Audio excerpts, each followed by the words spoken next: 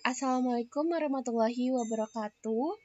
Kembali lagi ya di Praktikum Database. Jadi di video kali ini, di pertemuan kali ini kita akan mempraktikkan sedikit terkait dengan fungsi date and time. Jadi sebelumnya, sebelum masuk ke praktikumnya, jadi fungsi date and time ini itu fungsi yang digunakan untuk melakukan manipulasi date atau tanggal dan time atau waktu pada database MySQL pastinya. Nah, jadi langsung aja kita masuk ke praktikumnya. Yang pertama, pastinya kalian harus membuka XMPP kalian, lalu kita start di bagian Apache dan MySQL. Dan selanjutnya kita masuk ke command prompt kita. Kita masukkan untuk akses directory tempat penyimpanan kita install XMPP-nya.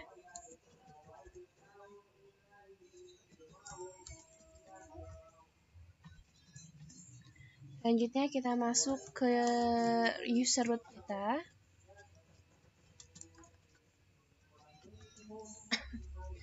Oke, setelah itu diharapkan pada kali ini saya tidak mempraktikkan untuk membuat database baru, tapi perhatian ya, note buat kawan-kawan semuanya, di dalam laporan praktikum kalian diharapkan itu kalian memasukkan create database ya, atau membuat database baru dari awal. Jadi di sini bagian ini saya skip untuk membuat database barunya, tapi di laporan praktikum kalian itu harus membuat database dari awal. Oke.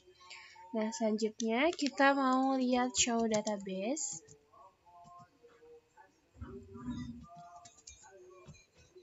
Nah, di sini saya mempunyai database pendaftaran. Saya akan menggunakan database pendaftaran ini. Oke, kita masuk ke fungsi date and time yang pertama, itu ada add date. Jadi fungsi add date ini itu biasanya digunakan untuk menambahkan jumlah hari atau interval waktu pada tanggal tertentu gitu. Jadi menggunakan perintah select, add time, add date, lalu masukkan tanggalnya, misalkan tanggal 2023 bulan 3 tanggal 3,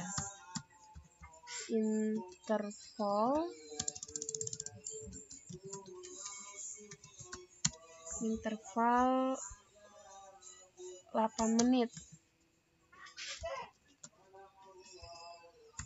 Jadi ini itu untuk menambahkan 8 menit ya. Interval 8 menit. Kita enter. Jadi di sini ya. Jadi tanggalnya benar 2023 bulan 3 tanggal 3 dengan interval waktunya 8 menit. Oke, ini fungsi yang pertama, ada fungsi add date. Diharapkan di praktikum kalian, laporan praktikum kalian mempraktikkan fungsi add date ini. Yang pertama itu menambahkan menit, yang kedua menambahkan jam, yang ketiga menambahkan hari, yang keempat menambahkan bulan, dan yang kelima menambahkan tahun, serta yang terakhir menambahkan bulan dan tahun dan bulan ya. Kalian bisa coba cari referensi di internet. Jadi kurang lebihnya seperti ini. Jadi ditambahkan ke 6 itu ya. Di laporan praktikum ada 6 yang ditambahkan. Oke, selanjutnya masuk ke fungsi yang kedua, ada fungsi cure date. Jadi fungsi cure date ini itu digunakan untuk menampilkan tanggal hari ini. Menggunakan fungsi atau sintak select cure date. Nah, enter.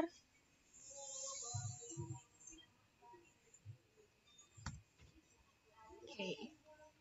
Ini ya, cure date. Jadi hari ini tuh tahun 2023, bulannya 4, tanggal 11. Bener ya, sesuai dengan tanggal hari ini. Jadi untuk menampilkan tanggal hari ini. Oke. Tuh, fungsi cure date. Selanjutnya, fungsi yang selanjutnya itu fungsi cure time. Menggunakan select cure time. Oke. Cure time. Fungsi ini tuh digunakan untuk menampilkan waktu saat ini. Jadi di saat saya record ini itu jam 21:42 menit 32 detik. Oke. Selanjutnya lagi ada fungsi date. Jadi fungsi date ini menggunakan sintaks select date. Jadi select date misalkan tahunnya 2023, bulan 3, tanggal 3.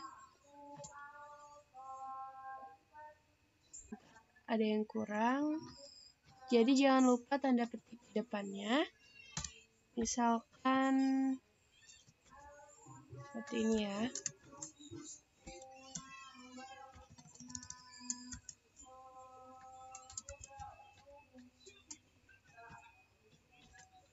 Oke.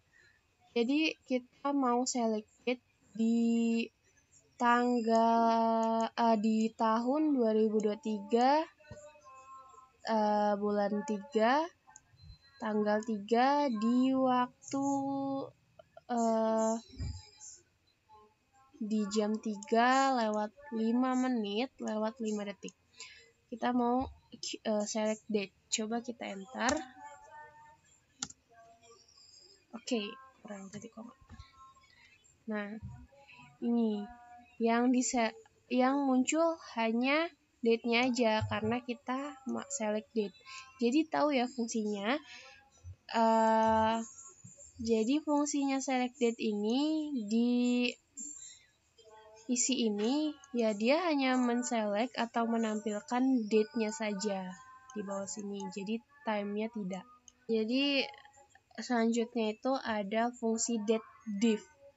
Jadi fungsi date diff ini digunakan untuk menampilkan selisih dari waktu tertentu. Jadi biasanya di dalam tabel, misalkan ada tabel karyawan. Di tabel karyawan itu ada tanggal lahirnya. Kita mau membandingkan selisih antara karyawan 1 dan karyawan 2 gitu misalkan. Nah, kita bisa menggunakan fungsi date diff ini.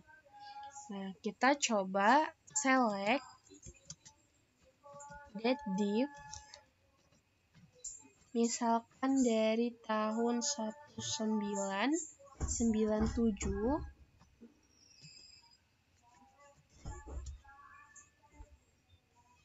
dengan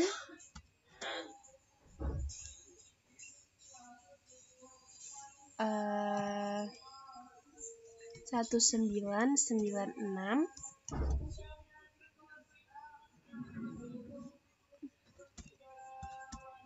Oke, kita coba ya. Kita mau date diff di tahun 1997 dengan date yang ini, date 1 dengan date 2. Kita enter. Oke. Jadi date diff-nya ada 274. Jadi ini hari ya. Jadi fungsi ini tuh untuk menghitung jumlah hari dari selisih tanggal 1 dengan tanggal yang kedua. Oke, selanjutnya kita masuk ke day. Fungsi day. Jadi fungsi day ini biasanya digunakan untuk menampilkan tanggal saja. Coba kita menggunakan sintaks select day. Misalkan tanggal hari ini ya. 2023 bulan 4 tanggal 11. Oke, enter. Nah, dia akan muncul 11 aja. Kenapa? Karena yang kita select hanya day-nya doang. Dan day-nya hari ini tanggal 11. Selanjutnya kita mau menggunakan fungsi mon. Jadi menggunakan fungsi mon ini ya sama aja seperti yang day. Itu untuk menampilkan bulan dari suatu tanggal tertentu. Coba kita mau pakai select on di tanggal hari ini ya, kita copy.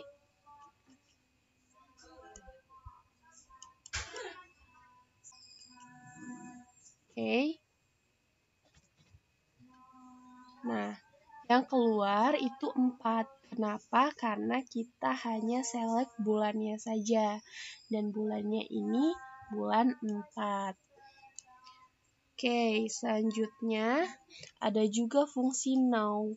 Jadi fungsi now ini mirip dengan fungsi yang cure date dan cure time. Jadi mirip. Jadi kalau fungsi now ini itu untuk menampilkan tanggal dan waktu sekarang, sedangkan yang cure time itu tadi untuk menampilkan waktu yang sekarang. Nah, cure date itu untuk menampilkan waktu yang sekarang. Nah, kalau yang now ini menampilkan keduanya, menampilkan tanggal dan menampilkan waktu sekarang. Menggunakan select now. Nah, maka dia akan muncul waktu dan tanggal sekarang. Oke. Terakhir ya. Jadi ada fungsi year.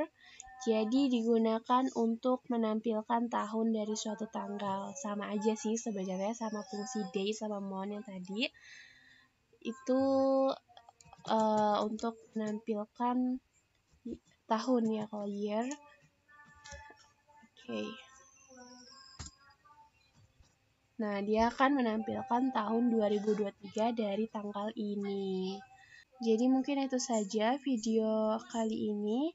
Diharapkan kalian membuat laporan praktikumnya sesuai dengan ketentuan tadi ya. Jadi dikumpul tepat waktu di forum Gform. Nah, mungkin itu saja. Akhiri, wassalamualaikum warahmatullahi wabarakatuh.